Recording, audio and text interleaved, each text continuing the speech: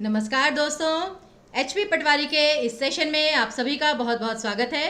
और आप जानते हैं कि पटवारी वाले सेशन में तो हम नए नए आपके लिए व्याकरण के जो प्रश्न हैं, व्याकरण के जो तथ्य हैं वो लेकर आते रहते हैं। छंद भी हमने पढ़े थे, अलंकार भी पढ़े थे, संधि विच्छेद, उपसर्ग प्रत्यय, समास, पर्यायवाची, मतलब हर प्रकार का विषय जो हम यहाँ पर पढ़ चुके हैं। लेकिन फिर वही स्टूडेंट्स को संधि में कुछ डाउट था और आपको याद होगा लास्ट टाइम हमने उपसर्ग प्रत्यय से संबंधित प्रश्न किए थे। और उपसर्ग प्रत्यय और संधि आपस में बहुत मिलते जुलते विषय हैं और वो आपको भी पता चल जाएगा कैसे। तो इसीलिए हमारे कुछ स्टूडेंट्स की रिक्वेस्ट थी कि मैम प्लीज़, जैसे पिछली बार आपने उपसर्ग प्रत्यय के प्रश्न करवाए, इस बार ज़रा संधि से संबंधित प्रश्न करवा दीजिएगा। तो आज हम उसी विषय से संबंधित प्रश्न जो हैं वो लेकर आए हैं। तो चलिए फिर तैयार हो जाइए। लेकिन आगे बढ़ने से पहले जो पीछे का छूटा हुआ है, लास्ट सेशन में मैंने आपको एक प्रश्न दिया था कि आप इसका उत्तर बताइएगा। तो जिन्होंने पिछली बार उत्तर नहीं बताया वो ज़रा आज बता दीजिए कि निम्नलिखित में से सत उपसर्ग से बना शब्द कौन सा नहीं है। सत उपसर्ग, सत का मतलब क्या होता है? अच्छा, सकारात्मक वे में, ठीक है ना। अब सत उपसर्ग से बना शब्द कौन सा नहीं है, और उसके लिए देखिए यहाँ पर तीन तीन शब्दों में संधि विच्छेद का प्रयोग हुआ है, तभी आप सही उपसर्ग पहचान पाएंगे। और इसीलिए मैंने कहा उपसर्ग और संधि दोनों ही बहुत ही कहते हैं जुड़वा भाई हैं। अब जैसे सच्छास्त्र, कैसे बनता है ये शब्द? सत्य जमा शास्त्र, अच्छा शास्त्र। तो यहाँ पे सत उपसर्ग है। सतर्क, अब यहाँ पे स भी है त भी है, लेकिन सत उपसर्ग नहीं है। क्यों? क्योंकि ये शब्द है आपका स जमा तर्क, यानी कि तर्क के साथ। तो यहाँ पे करेक्ट ऑप्शन था आपका सेकंड ऑप्शन। फिर सदिच्छा, सदिच्छा कैसे बनता है? सत्य जमा इच्छा। तो यहाँ पर भी आपका त जो है वो द में परिवर्तित हो गया था, यहाँ पर भी आपकी व्यंजन संधि थी। और आखिरी शब्द सदरूप, यहाँ पर भी आपका त से द बना है। कैसे? सत्य जमा रूप। ये देखिए, तो यहाँ पर जो फर्स्ट, थर्ड और फोर्थ ऑप्शन है, तीनों में आपकी व्यंजन संधि थी और सत उपसर्ग था। लेकिन दूसरे ऑप्शन में संधि कोई नहीं थी, लेकिन वहाँ पे स उपसर्ग था। तो इस चीज़ का ध्यान रखिएगा। आगे देखिए अब, लेकिन आगे बढ़ने से पहले ज़रा लाइक और शेयर कर दीजिए सेशन में, जिससे कि हमें भी थोड़ा सा मोटिवेशन मिले कि भाई स्टूडेंट्स जो हैं वो हमारे साथ आगे और बढ़ना चाहते हैं। चलिए जी, तो आज हम करेंगे संधि जो स्वयं संधि से बनी है। कैसे? जैसे देखिए संधि, यहाँ पर अनुस्वार जो होता है ना, बेसिकली अनुस्वार को आप म के नीचे हलंत में परिवर्तित कर देते हैं। तो क्या होगा? अब ये अनुस्वार की जगह म के नीचे हलंत। सम जमा धी, सम मतलब सभी को धारण करने वाली, सभी सब कुछ धारण कर लेने वाली संधि, कि किसी भी प्रकार का शब्द आ जाए, सार्थक हो, निरर्थक हो, ऐसा शब्द हो, वैसा शब्द हो, वो सभी को अपने अंदर समाहित कर लेती है। तो अब जैसे देखिए, अब संधि के ना नियम तो मैं आपको बहुत बार बता चुकी हूँ, बहुत बार रिपीट हो चुके हैं, तो आज उसमें हम समय व्यर्थ नहीं करेंगे। आज प्रश्नों पर हमारा पूरा फोकस रहेगा। लेकिन उससे पहले कुछ चीज़ें मैं आपको बता दूँ। एक तो संधि का जो शब्द होता है वो तो सार्थक होता है, लेकिन उसके जो खंड हैं, यानी कि जब आप संधि विच्छेद करते हैं, दो भागों में बांटते हैं, आवश्यक नहीं है कि वो सार्थक ही हों। अब जैसे है न्यून, न्यून एक शब्द है, उसका संधि विच्छेद क्या होता है? नी जमा ऊन। अब ऊन कहने के लिए ऊन का गोला है, लेकिन वो न्यून में ऊन का तो कोई अर्थ नहीं है ना, तो इसलिए नी आपका कोई मतलब ऐसा कोई सार्थक शब्द नहीं है। तो इसीलिए जो संधि है उसमें ज़रूरी नहीं कि आपको सार्थक खंड करने हो, निरर्थक खंड भी हो सकते हैं। दूसरा है परिवर्तन अवश्य होगा, ये तो मैं बार बार कहती हूँ, जहाँ परिवर्तन नहीं वहाँ संधि नहीं। अब परिवर्तन क्या क्या हो सकता है? शब्दों में परिवर्तन आ जाए, स्वरों में परिवर्तन आ जाए, कोई नई चीज़ ऐड हो जाए। जैसे कि आपका है विच्छेद, संधि विच्छेद करते हैं ना, तो विच्छेद का संधि विच्छेद क्या होता है? वी जमा छेद। अब वी और छेद में अलग से च जुड़ा, तो यहाँ पे परिवर्तन आया, ठीक है ना, कोई चेंज आया है, कुछ नई चीज़ जुड़ी है, तो यहाँ पे संधि है। तो इस चीज़ का आपको ध्यान रखना है। तीसरी चीज़, हाँ, संधि के कुछ निश्चित नियम हैं कि जैसे अ और उ मिले तो ओ बनेगा, ई और अन्य स्वर मिले तो य बनेगा। तो कुछ निश्चित नियम तो हैं, लेकिन हर चीज़ की तरह कुछ अपवाद भी हैं। अपवाद क्या होता है? एक्सेप्शंस। कि जैसे हम बिल्कुल ये नहीं कह सकते कि ये नियम है तो बिल्कुल यही होगा, कुछ लीक से हटके भी चीज़ें हो सकती हैं, एक्सेप्शंस हो सकती हैं, उन पे आपको ध्यान देना है। फिर मात्राओं का विशेष ध्यान रखना है भैया, मात्राएं नहीं भूलनी है। एक मात्रा के इधर से उधर होने पे काम बिगड़ जाएगा। अब जैसे मैं कहूँ अजर, अजिर में, अब मैं आपको बताऊं, यहां पे दीर्घ संधि कभी भी नहीं हो सकती किसी भी हालत में। रीजन बिहाइंड, दीर्घ संधि होने के लिए आ, ई या ऊ, इन तीनों में से किसी एक स्वर का होना आवश्यक है। और अगर इन तीनों में से कोई स्वर नहीं है, दैट मीन्स कि उस शब्द में, जैसे अजिर है, दीर्घ संधि कभी भी नहीं हो सकती। लेकिन हो सकता है कि अगर यहाँ पे अजीर होता, कि अजी जमा ईर, तो एक बार को हो सकता है, सोच सकते थे हम, ये बात होती है। तो मात्राओं का आपको बहुत ध्यान रखना है, ठीक है ना। और बाकी आपको प्रश्नों से तो ये तथ्य और भी ज़्यादा समझ में आएंगे, तो हम आज प्रश्नों पर ही ध्यान देंगे। लेकिन अब ये चीज़ समझने के लिए कि किस शब्द में संधि है और किस में नहीं है, एक छोटी सी एक्टिविटी कर लेते हैं, गतिविधि कर लेते हैं। यहाँ पर आपके सामने आपको 7 शब्द दिख रहे होंगे। फटाफट ये चेक करिए इन 7 शब्दों में से किसमें संधि है और किसमें नहीं है। चलिए 1 मिनट का मैं आपको समय दे रही हूँ, फटाफट से बता दीजिए इनमें से किस शब्द में संधि है या संधि नहीं है, जल्दी से बता दीजिए। प्रतिकार, समाहार, अनुराग, संचय, निर्गुण, विष्णु या अंधकारमय। 7 में से कितने शब्दों में संधि है, कितनों में नहीं है। और जब भी आप उत्तर दें जरा वीडियो को पॉज कर लिया करिए, ठीक है ना जी। तो सबसे पहले जैसे शब्द है प्रतिकार, प्रति जमा कार। अब ना तो प्रति शब्द में कोई अंतर आया, ना ही कार शब्द में कोई अंतर आया, और ना ही कुछ अलग से जुड़ा है या कम हुआ है, तो इसमें संधि नहीं है। फिर है समाहार। अब ये कैसे बनता है, सम जमा आहार। वैसे तो समाहार का मतलब होता है कि सारी चीज़ों को इकट्ठा कर लेना, ग्रुप, लेकिन सम जमा आहार मतलब कि सबके साथ जैसे आहार करना या सबको समान आहार देना, कुछ भी अर्थ निकल सकता है। तो समाहार। अब ये अ और आ के में से आ बना है, तो यहाँ पे आपकी दीर्घ संधि है, ठीक है ना, दीर्घ संधि। उसी प्रकार से अनुराग कैसे बना है, अनु जमा राग, फिर वही, यहाँ पर कोई आपकी संधि नहीं है। संचय, पीछे भी मैंने बताया जहाँ पे अनुस्वार आ जाए तो म के नीचे हलंत आ जाएगा, तो ये क्या हो गया, सम जमा चय, तो यहाँ पर तो संधि है, व्यंजन संधि है। फिर निर्गुण, और इसके लिए भी याद रखिए जहाँ पर भी आपका निर या दुर उपसर्ग आ जाए वहाँ पर आपकी विसर्ग संधि होती है। निर्विकार, निर्धन, निर्जन, दुर्व्यवहार, दुराशा, सभी में आपकी विसर्ग संधि आएगी। तो निर्गुण में भी आपका वही होगा, निहि जमा गुण, निर्गुण, तो यहाँ पर तो संधि थी। विष्णु, अब यहाँ पर देखिए जो मैंने कहा था नियम भी है तो अपवाद भी है, इसलिए कोई भी चीज़ रटनी नहीं है, समझनी है। अब विष्णु में आधा श षटकोण है। अब वैसे मैंने आपको विसर्ग संधि के नियमों में बताया था कि जहाँ पर भी श श स ये 3 वर्ण अगर आधे आ जाएं या डबल आ जाएं तो काफ़ी हद तक 95% आपकी विसर्ग संधि होती है, लेकिन यहाँ पर ऐसा नहीं है, ये एक अपवाद है। जैसे कि विष्णु का क्या बनेगा, विष और श के नीचे हलंत आना चाहिए। अगर हलंत आपका नहीं आया तो यानी कि ये माना जाएगा कि जो शब्द है वो अ स्वर पे खत्म हो रहा है, क्योंकि हर व्यंजन के बाद अ का स्वर अपेक्षित होता है, ठीक है ना, जेन्युइन होता है, वो स्वाभाविक है। तो विष जमा नू, अब पंजाबी में कहें तो नू, नू मतलब होता है बहु, लेकिन नू, न को छोटे ऊ की मात्रा।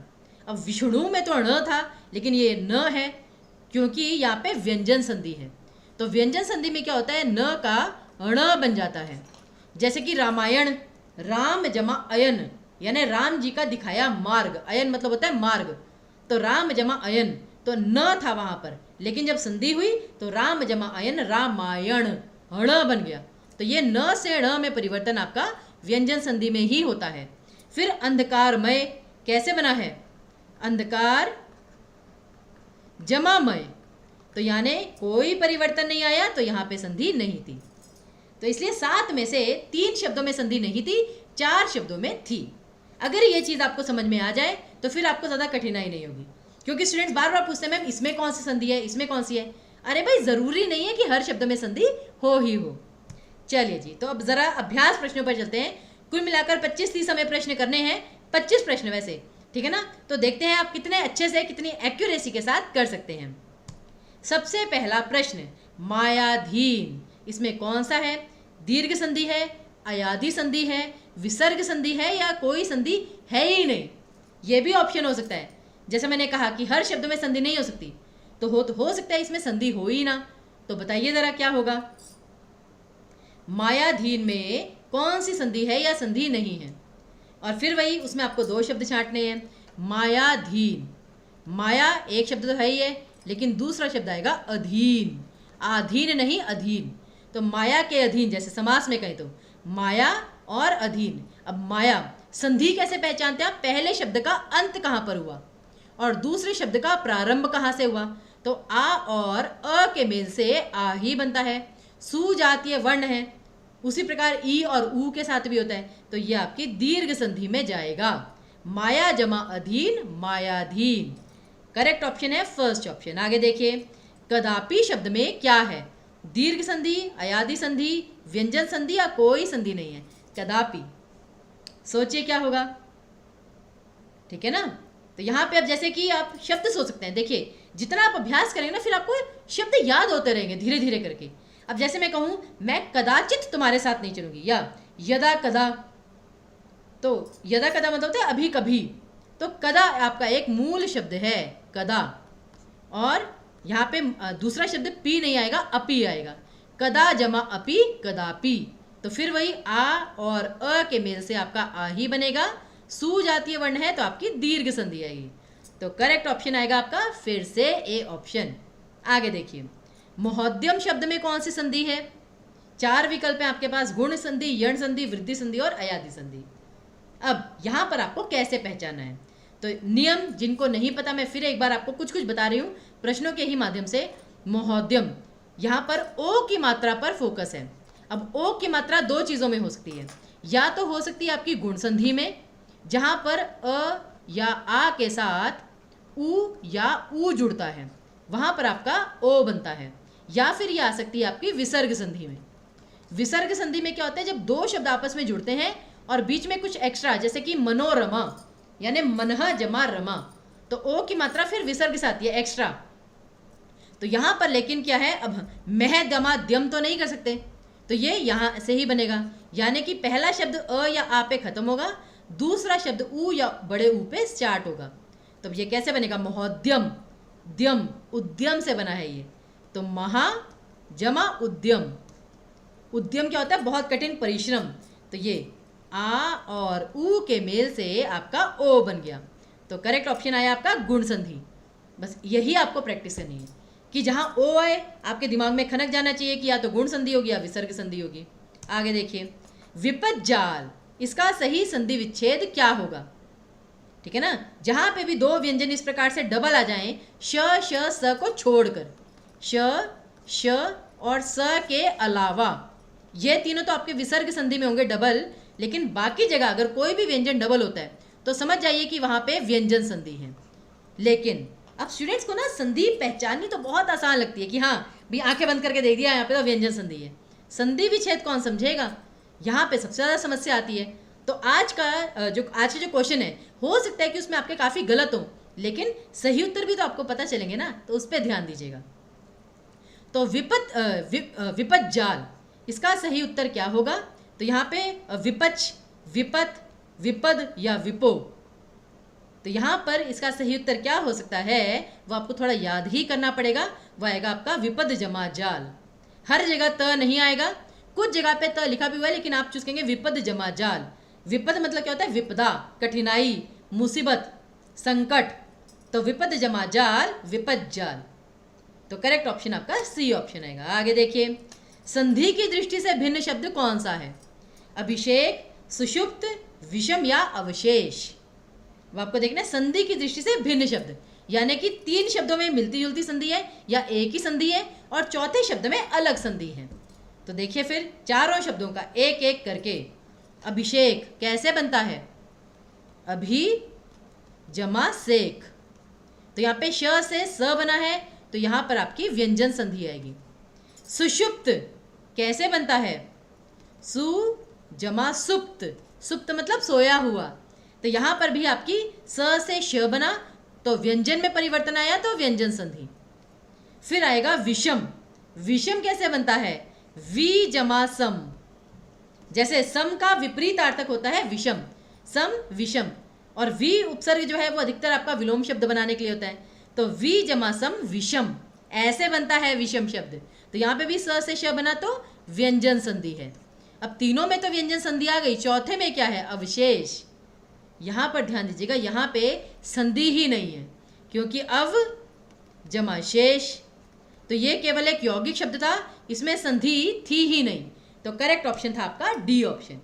आगे देखिए, संधि की दृष्टि से फिर से आपको भिन्न शब्द छांटना है, तो जरा छांटिए क्या होगा।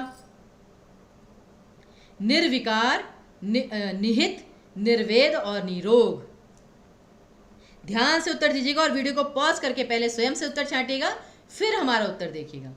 और जैसा भी मैंने आपको पीछे बताया, जहां पे भी आपका निरुपसर्ग आ जाए वहां पर विसर्ग संधि काफी हद तक श्योर होती है, 99%। अभी भी 1% जो मैं एक्सेप्शन के लिए छोड़ रही हूँ, अपवाद के लिए। तो निर जमा विकार, तो निहि जमा विकार बन जाएगा। निहि जमा विकार विसर्ग संधि। निर्वेद, निहि जमा वेद। अब निरोग, ये जानते क्या बनेगा? निहि जमा रोग। तो यहां पे भी आएगी विसर्ग संधि, लेकिन निहित में आपकी कोई संधि नहीं थी। तो करेक्ट ऑप्शन आपका बी ऑप्शन आना था। ओके, आगे देखिए, किस शब्द में विसर्ग संधि नहीं है? चलिए देखते हैं विसर्ग संधि किसमें नहीं है। यशोगान, ठीक है ना, यशोगान। अब यश, आपको पता है यश एक मूल शब्द है, गान एक मूल शब्द है। जब यश अलग हो गया और गान अलग हो गया तो ओ की मात्रा कहाँ से आई? मैंने भी आपको बताया था, ओ की मात्रा जहाँ पे दो शब्द बिल्कुल अलग हो जाए तो वो विसर्ग से आती है। उसी प्रकार निरुपाय, यहाँ पे भी निरुपसर्ग है, निर जमा उपाय, तो ये क्या बन जाएगा? निहि। निहि जमा उपाय निरुपाय। और मनोरथ, एक शब्द है मन, एक है रथ, तो ओ की मात्रा कहाँ से आई? विसर्ग से, जी। तो करेक्ट ऑप्शन आपका आएगा फिर निमिष, ठीक है ना, जिसमें कोई संधि नहीं है, बाकी में आपकी विसर्ग संधि थी। आगे देखिए, त्रयक्ष। त्रयक्ष में कौन सी संधि है? अब ये बताइए, ये तो थोड़ा ज़्यादा ही डिफिकल्ट हो गया। त्रयक्ष, अब यहाँ पर आपको उच्चारण पे ध्यान देना है। त्रयक्ष, य पर फोकस है, और जहाँ पर भी आपका य पर फोकस हो तो समझ आइएगा, या तो यण संधि होगी या आपकी अयादि संधि होगी। अब अयादि संधि तो यहाँ पे नहीं हो सकती, रीजन बिहाइंड, अयादि संधि में या तो आपको अय चाहिए होता है या आय चाहिए होता है, यानी कि पहले शब्द में अ या आ का स्वर। लेकिन यहाँ पे तो जो पहला अक्षर है वो स्वर रहित है, आधा त्र है, तो यानी कि अयादि संधि नहीं है, बचा यण संधि। और यण संधि में क्या होता है नियम? य बनने का, ई या ई की मात्रा के साथ अन्य कोई भी स्वर जुड़ा हो तो यह बन जाता है। तो त्रयक्ष बनाने के लिए क्या बनना पड़ेगा? त्रि जमा अक्ष। त्रि मतलब क्या होता है? तीन, अक्ष मतलब होता है आंखें, यानी तीन आंखों वाले। तो कौन होते हैं वो? शिव जी। जी बिल्कुल, वैसे भी सावन का महीना स्टार्ट होने वाला है शिव जी का। और ये आपको समास में भी आ सकता है, बहुव्रीहि समास में, कि तीन नेत्रों वाले, त्रिनेत्र, त्रयक्ष। तो यहां पर आपकी यण संधि आएगी, पहला विकल्प। आगे देखिए, वार्तालाप का सही संधि विच्छेद क्या होगा? वार्ता जमा अलाप, वार्ता जमा आलाप, वार्ता जमा आलाप, क्या आएगा? विसर्ग संधि आएगी, आपका दीर्घ संधि आएगी, क्या आएगा? अंतर क्या है? दो में विसर्ग है, दो में नहीं है, दो में अलाप है, दो में आलाप है। तो बताइए करेक्ट ऑप्शन क्या आएगा सही से? और यहाँ पर वार्तालाप की सही संधि विच्छेद, मैंने बताया ना आज संधि छांटने पर कम और संधि विच्छेद करने पे ज़्यादा ध्यान रहेगा। तो यहाँ पर आपका करेक्ट ऑप्शन है सी ऑप्शन, वार्ता जमा आलाप, वार्तालाप, दीर्घ स्वर संधि। तो करेक्ट ऑप्शन आपका सी ऑप्शन। आगे देखिए, तीर्थाटन। तीर्थाटन का सही संधि विच्छेद क्या होगा? क्योंकि आपको ये तो पता है कि एक शब्द, लेकिन यहां पर भी अब शब्दों पे मत जाइएगा। मैं कहने तो वाली थी कि एक शब्द तीर्थ, तो आपको पता ही है भाई, कोई टेंशन वाली बात नहीं। लेकिन संधि में ये नहीं चलेगा, ये आपका समास नहीं है, ये उपसर्ग नहीं है कि एक शब्द सार्थक होना ही होना चाहिए। संधि के अनुसार आपको शब्द बदलना भी पड़ सकता है। जैसे अगर र की मात्रा है तो तिहि जमा थाटन, ये भी हो सकता है, कोई बुराई नहीं है। लेकिन यहाँ पे क्या आएगा आपका? तीर्थ जमा अटन। अटन का मतलब क्या होता है? घूमना, विचरण करना। ठीक है ना, घूमना, घूमना फिरना। तो तीर्थों को घूमना, ये होता है आपका तीर्थाटन, तीर्थ जमा अटन।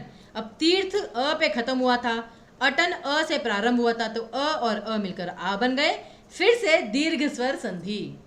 तो करेक्ट ऑप्शन आपका सी आएगा, आटन नहीं आएगा, अटन आएगा। इस चीज को ध्यान में रखिएगा।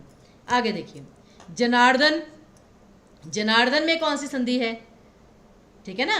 अब देखिए, दीर्घ स्वर संधि है, यण स्वर संधि है, व्यंजन संधि है या विसर्ग संधि है, ठीक है ना।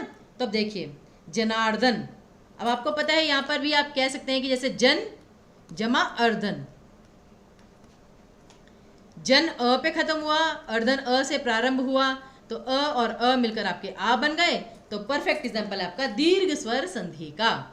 तो करेक्ट ऑप्शन ए ऑप्शन तो आएगा ही आएगा। लेकिन अब यहां पर विचार करने के लिए मैं आपके लिए एक चीज छोड़कर जा रही हूं कि मतलब अभी जा नहीं रही हूं, अभी तो प्रश्न प्रारंभ किए हैं। तो अब यहाँ पे अर्धन भी हो सकता था, आर्धन भी हो सकता था, क्योंकि दोनों ही केसेस में बनता जनार्दन ही। अब अर्धन का मतलब क्या होता है, मारना, यानी कि लोगों को मारना, और जनार्दन का मतलब होता है सभ्य पुरुष, अच्छा व्यक्ति, सज्जन व्यक्ति। अच्छा व्यक्ति लोगों को मारता है क्या? लेकिन अब अर्धन का मतलब तो मारना होता है। आर्धन का मतलब क्या होता है? आर्धन का मतलब होता है हरियाली। अब जो जन में हरियाली लाए, तो अब आर्धन भी हो सकता है। लेकिन मैं जैसे नेट पे सर्च किया मैंने इसके रिगार्डिंग, मुझे लगा कि थोड़ा शोध का विषय है, थोड़ा समझा जाए, क्योंकि दीर्घ स्वर संधि तो आप कर देंगे, ठीक है, दीर्घ संधि तो आ गई, चाहे अर्धन हो चाहे आर्धन हो, लेकिन पता तो होना चाहिए। तो वैसे तो यहाँ पर अगर अर्थ के अनुसार जाए तो आर्धन सही है, लेकिन हर जगह जो इंटरनेट पर है वो अर्धन है। तो ज़रा इस पर सोच विचार करिएगा, कमेंट में अपने जो ओपिनियंस हैं ज़रूर लिखिएगा, मुझे इंतज़ार ज़रूर रहेगा। आगे देखिए, पित्रादेश शब्द में कौन सी संधि है? पित्रादेश यानी कि मतलब पिता का देश, हाँ, ये हमारे पिताजी का देश है। पित्रादेश ऐसा नहीं, क्योंकि र आना है, और वो र कहाँ से आना है वो देखते हैं। तो अब यहाँ पे देश तो नहीं है, क्योंकि पितरा, अब वो कहाँ से आएगा? तो ये पहला शब्द आएगा आपका पितृ, जिसे पैतृक संपत्ति में था, पितृ जमा आदेश। तो यहां पर है पिताजी का आदेश, कि आपको पिताजी ने कोई आदेश दिया है, पिता का आदेश। तो संबंध तत्पुरुष समास। तो मैं तो भैया आपको उपसर्ग हो, समास हो, संधि हो, सब जोड़कर पढ़ाती ही रहूंगी। अब पितृ जमा आदेश, अब जहां पे री से मतलब पहला शब्द री पर समाप्त होता है, और यहाँ पे री पहले है और कोई भी स्वर हो, तो ये आपका यण संधि में आ जाता है। हाँ, जहां पर आपके पास अ या आ के साथ री का स्वर जुड़े, मतलब री बाद में आए, ठीक है ना, वहां पर तो आपकी अर की ध्वनि बन जाती है, और वो होती है गुण संधि। लेकिन जहां पे री का स्वर पहले आए और फिर बाद में उसके साथ कोई और स्वर जुड़े, तो वो आपकी यण संधि बनती है, और वो क्या बनती है? र। यहाँ पे अर था, अर, जैसे कि देव जमा ऋषि देवर्षि, अर, यहाँ पे र बनेगा। पितृ जमा आदेश पित्रादेश, यहाँ पे अर नहीं र बना, पित्रादेश, ठीक है ना। तो ये आपकी यण संधि में आएगी, सी ऑप्शन, इस चीज का ध्यान रखिएगा। आगे देखिए, जगत जमा मोहिनी की संधि क्या होगी? फिर वही संधि विच्छेद करके दिया गया, शब्द को जोड़िए। अब जगत जमा मोहिनी क्या बनेगा? जगत मोहिनी, मोहिणी, जगन मोहिनी, जगम मोहिनी या जगद मोहिनी? बताइए करेक्ट ऑप्शन क्या होगा? वैसे मैं बता दूं आपको, फिर वही वीडियो को पॉज कीजिए, सही उत्तर अपने आप छांटिए, और उसके बाद हमारा उत्तर देखिए। तो जगत जमा मोहिनी, जगत को मोहने वाली, वो आएगा आपका जगन मोहिनी, बी ऑप्शन। त का न में बदल जाएगा, त थ द ध न, पंचमाक्षर वाला नियम, तो जगन मोहिनी। आगे देखिए, विश्वामित्र का सही संधि विच्छेद क्या होगा? मैंने बताया ना, संधि विच्छेद आपका पीछा नहीं छोड़ने वाले। विश्वामित्र, और यहां पर स्टूडेंट्स बहुत सिंपली कहते हैं मैम, एक तो यहां पर आ जाएगा विश्व, और यहां पर आ जाएगा मित्र, विश्वामित्र। अब वह तो अ पे खत्म हो गया, मित्र कहां से प्रारंभ हो रहा है? मित्र क्या अ से प्रारंभ हो रहा है क्या, या आ से? जो आ बन जाएगा विश्वामित्र।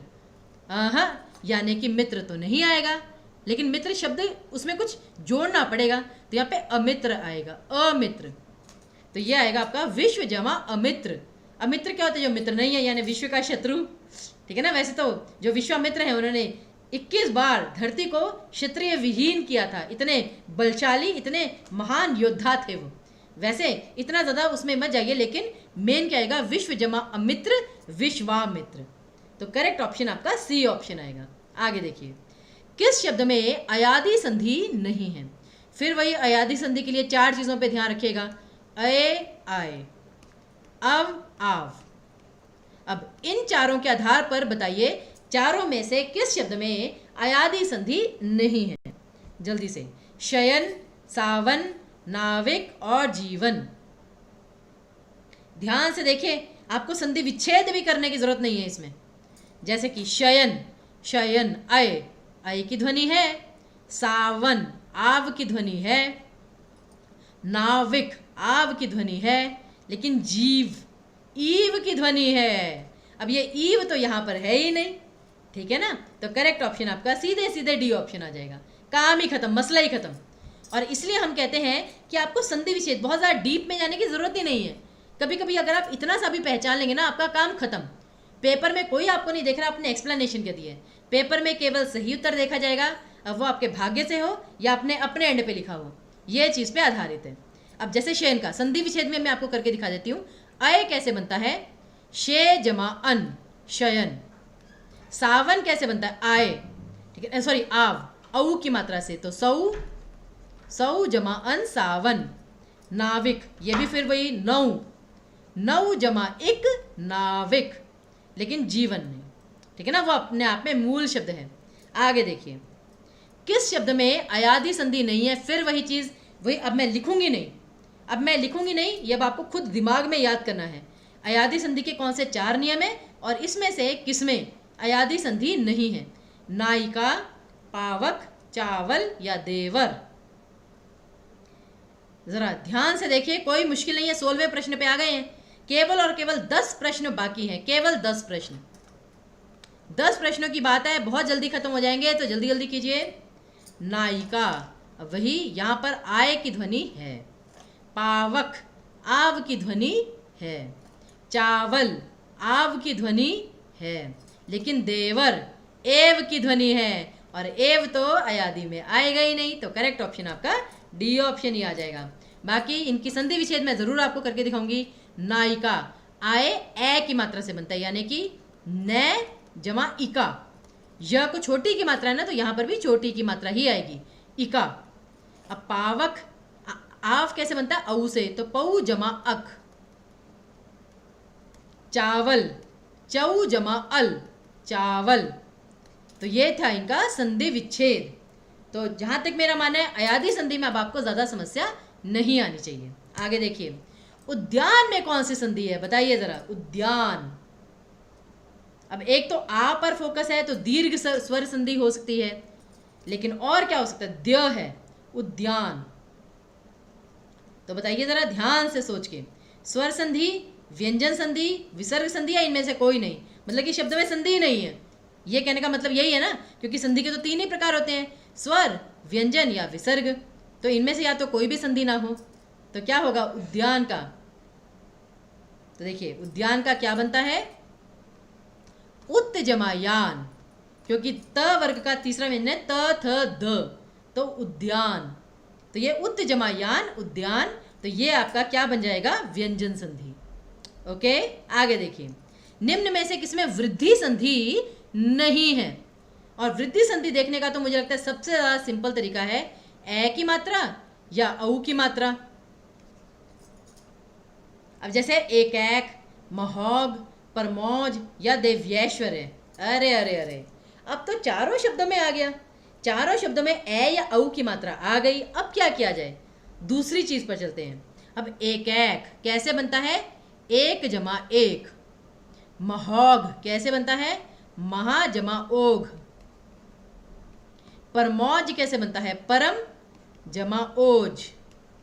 लेकिन दिव्यैश्वर्य, अब दिव्यैश्वर्य कैसे बनता है? अब य। अब आप जब इसका उच्चारण करेंगे ना, संधि में एक उच्चारण का भी बहुत महत्व है। दिव्यैश्वर्य, अब अगर होता है देवैश्वर्य, तब तो होता है देवी जमा, ये देव जमा ऐश्वर्य, देवैश्वर्य। लेकिन यहाँ पे दिव्यैश्वर्य, और यह तब बनता है जब ई की मात्रा आती है। तो यह आएगा आपका देवी, देवी जमा ऐश्वर्य। और याद रखिए ऐश्वर्य में ए की मात्रा आएगी, ऐश्वर्य नहीं आएगा। ईश्वर का ऐश्वर्य होता है, क्योंकि अगर आपको उपसर्ग प्रत्यय का नियम पता हो, ई या ए में जब भी आपका क्या कहते हैं प्रत्यय जुड़ा है, ठीक है ना, मतलब पहले वर्ण में अगर ये चारों में से कोई भी मात्रा है तो वो हमेशा ए में परिवर्तित होगी। तो जो ईश्वर है, ईश्वर आपका बड़ी से प्रारंभ है, यहाँ पर आ रहा है, तो वो ऐश्वर्य में बदल जाएगा। ईश्वर जमा य ऐश्वर्य। तो ऐसे आप वर्तनी भी ध्यान में रख सकते हैं। तो देवी जमा ऐश्वर्य देवैश्वर्य, तो यहाँ देव्यैश्वर्य, तो यहाँ पे यण संधि थी, वृद्धि संधि नहीं। तो क्योंकि ए की मात्रा तो पहले से मौजूद थी, ठीक है ना, वो बनी नहीं अलग से। तो करेक्ट ऑप्शन आपका डी ऑप्शन आएगा जी। आगे देखिए, अब निम्नांकित में कौन सी संधि है? निम्नांकित भी एक अलग से शब्द है, ये यहाँ पर अलग से शब्द है, ऐसा नहीं कि जो निम्न शब्द दिए गए हैं उसमें कौन सी है। निम्नांकित में कौन सी संधि है? तो क्या बनता है इसका? निम्न जमा अंकित, यानी कि जो नीचे जो अंकित किया गया, नीचे जो चिन्हित किया गया है। अब निम्न जो है, निम्न आपका अ पे खत्म हो रहा है, अंकित जो है वो अ से प्रारंभ हो रहा है, तो अ और अ मिलकर आ बनाते हैं, किसमें? दीर्घ संधि में। निम्न जमा अंकित निम्नांकित, तो आ की मात्रा पर फोकस है तो आपकी दीर्घ स्वर संधि आएगी। तो चलिए अब केवल और केवल 6 प्रश्न रह गए, जल्दी से कर लीजिए। यण संधि किसमें नहीं है? और यण संधि के परिचायक कौन कौन होते हैं? य, व और आपका र, ये 3 आपके यण संधि के परिचायक होते हैं। य कैसे बनता है?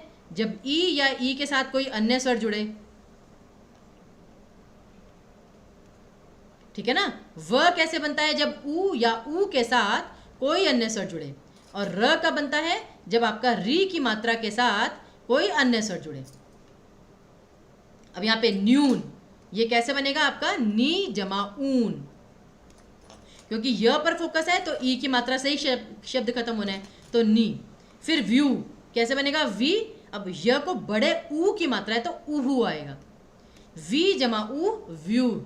अब आता है स्वेच्छा, तो स्वेच्छा क्या आएगा? जैसे सु जमा इच्छा, तो वह कैसे बना? सु जमा इच्छा, ठीक है ना, स्वेच्छा। और बाकी आपका क्या आएगा? अच्छा, अब यहाँ पर भी एक और चीज़ है। अब स्वेच्छा में तो आपका स्व जमा इच्छा भी आ सकता था, स्व जमा इच्छा, और वो शायद से ज़्यादा सही है। तो अब यहाँ पे मैंने बोल तो दिया सु जमा इच्छा, लेकिन ये अब आपका गलत हो गया, क्योंकि अगर ऊ की मात्रा के साथ कोई भी अन्य स्वर जुड़ेगा तो वो व तो बन जाएगा, लेकिन उसका मात्रा कौन सी आएगी? वो आएगी ई की मात्रा, यानी कि यहाँ पे बनता स्वेच्छा, लेकिन यहाँ पे तो स्वेच्छा है, यानी सु जमा ऐच्छा होना चाहिए था फिर, ठीक है ना। और अब आपको अर्थ पे ध्यान नहीं देना, तो ये आपका फिर ये सु जमा ऐच्छा भी बन सकता है, कोई गलत बात नहीं है। सु जमा ऐच्छा, क्योंकि पलायन, ठीक है ना। अब पलाय, यहाँ पे आय की ध्वनि है, तो यहाँ पर तो आपका किसी भी हालत में यण संधि नहीं बन सकता, तो इसलिए आपको उत्तर आपको डी ऑप्शन ही चूज करना पड़ेगा। स्वेच्छा में कोई आपसे नहीं कह रहा कि आपको उपसर्ग छांटना है, ठीक है ना, कोई आपसे नहीं कह रहा कि आपको समास छांटना है। तो अब आपके पास जब ऑप्शन नहीं है तो आप स्व को ये सु जमा ऐच्छा तो कर सकते हैं, लेकिन पलायन को नहीं बदल सकते। अब यहाँ पे आय की ध्वनि है तो पलय, पलय जमा अन, पलायन, तो ये इसका सही हो जाएगा अयादि संधि, ठीक है ना। तो करेक्ट ऑप्शन आएगा आपका पलायन, जिसमें यण संधि नहीं है एटलीस्ट। आगे देखिए, निषिद्ध, इसका सही संधि विच्छेद क्या होगा? 4 प्रश्न रह गए, जल्दी से कर लीजिए। निषिद्ध का सही संधि विच्छेद क्या होगा? नी जमा सिद्ध, नी जमा सिद्ध, निषिद्ध जमा ह और निषिद्ध जमा ह। अब यहां पे मैं आपको बता दूं, एक व्यंजन संधि का नियम होता है कि ध कैसे बनता है? त जमा ह से। अब उस अकॉर्डिंगली तो फिर निषिद्ध जमा ह भी बन सकता है, लेकिन नहीं, निषिद्ध जो है वो एक उससे बना है नी जमा सिद्ध, तो यहाँ पे स जो है वो श में परिवर्तित हो गया है, तो नी जमा सिद्ध इसका सही संधि विच्छेद आएगा, नी जमा सिद्ध निषिद्ध। तो करेक्ट ऑप्शन है फर्स्ट ऑप्शन। आगे देखिए, महींद्र में कौन सी संधि है? महींद्र में, अब ये महा जमा इंद्र मत कह दीजिएगा, वो तो महेंद्र बन जाता है, क्योंकि आ के साथ ई जुड़ने पर ए की मात्रा बनती है। अब महेंद्र है, बड़ी ई की मात्रा है, तो क्या बन सकता है? दीर्घ संधि। कैसे? मही जमा इंद्र। अब मही का मतलब क्या होता है? धरती, और इंद्र मतलब होता है जैसे उसका स्वामी, तो धरती का स्वामी, तो महींद्र। अब मही ई पे खत्म हुआ, इंद्र ई से प्रारंभ हुआ, तो ई और ई मिलकर बड़ी ई बन गए, तो निश्चित रूप से आपकी दीर्घ स्वर संधि बनी। बिल्कुल सही।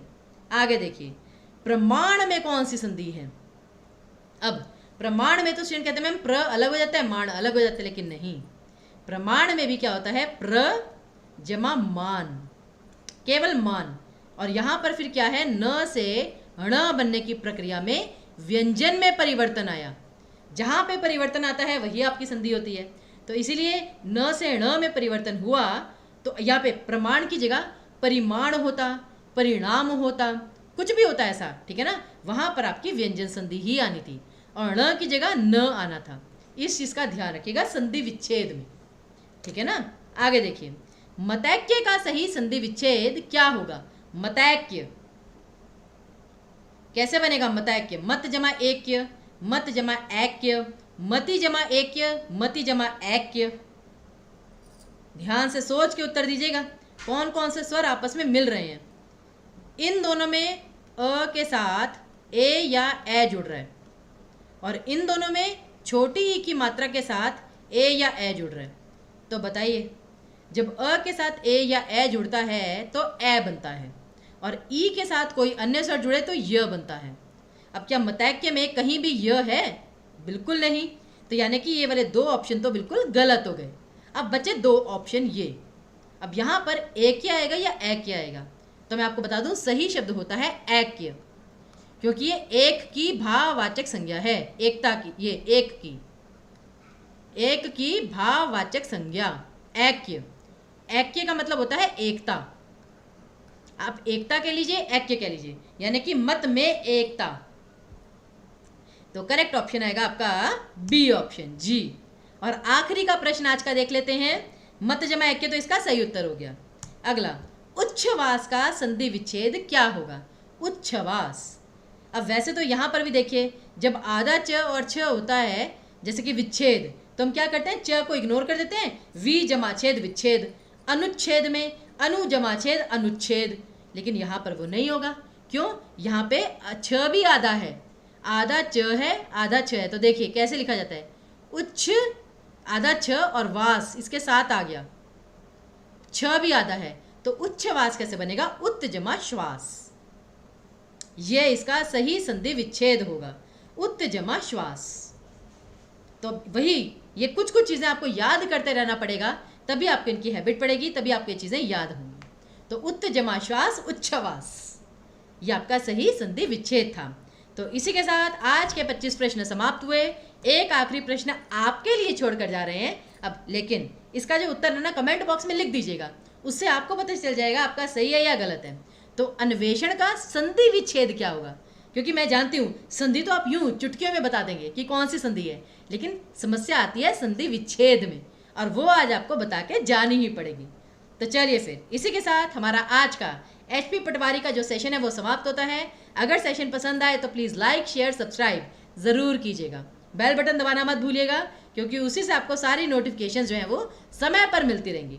और वैसे भी अब तो सिविल स्टेप जो है केवल यहीं पर नहीं, अपना आईएएस का, ठीक है ना, एचपी कांस्टेबल पुलिस वगैरह का, बहुत सारे जो पेपर्स हैं, एलाइड का, नायब तहसीलदार का, टीजीटी का, पीजीटी का, सारे कोर्सेज जो हैं वो हम लॉन्च कर चुके हैं। तो प्लीज़ सभी कोर्सेज की जानकारी के लिए, ठीक है ना, हमें ज़रूर कांटेक्ट कीजिए। तब तक के लिए हमें विदा दीजिए। All the very best. धन्यवाद।